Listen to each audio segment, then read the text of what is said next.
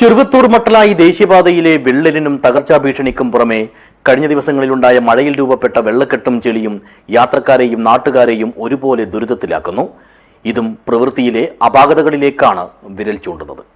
This news sponsored by Bobby Chamanur International Jewelers, traditionally trusted for 162 years.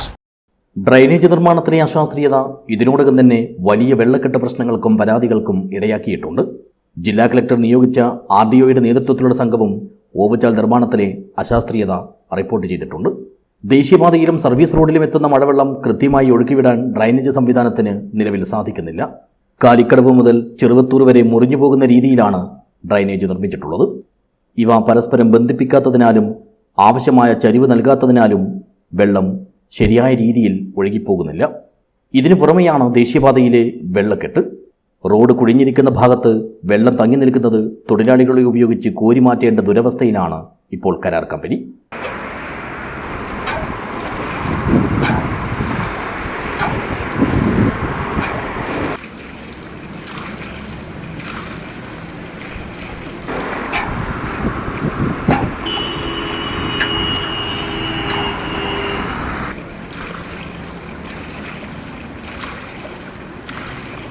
ഉയരത്തിൽ കടന്നുപോകുന്ന റോഡിന്റെ അരികുഭിത്തിയിൽ നിന്നും വെള്ളത്തിനൊപ്പം ചെളിയും സർവീസ് റോഡിലേക്ക് കുത്തിയൊഴുകിയെത്തുന്നുണ്ട്.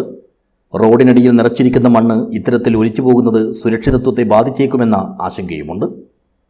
ഡ്രൈനേജ് ഹോളിൽ മെറ്റൽ മൂടി മണ്ണൊലിപ്പ് തടയാനുള്ള താൽക്കാലിക ശ്രമമാണ് നിർമ്മാണ കമ്പനി നടത്തുന്നത്. ഇതിനെല്ലാം പുറമെ റോഡിൽ നിക്ഷേപിച്ചിരിക്കുന്ന ചെളിമണ്ണ് ഒലിച്ചിറങ്ങുന്നത് നാട്ടുകാർക്കും വാഹനയാത്രക്കാർക്കും വലിയ ബുദ്ധിമുട്ടുകളാണ് ഉണ്ടാക്കുന്നത്. News bureau, Cheruvathur.